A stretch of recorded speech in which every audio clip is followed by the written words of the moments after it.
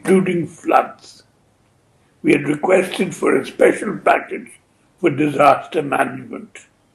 While similar requests of other states have been considered and they have been granted special packages for flood protection, the genuine demand of Odisha on disaster management has not been considered. So on both counts, whether it is special package or revision of coal royalty, Odisha continues to be neglected by the NDA.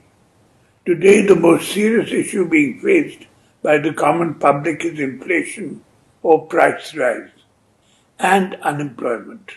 This budget does not have any considerable intervention to address these two major issues. We have been fighting for justice in the Polavaram issue.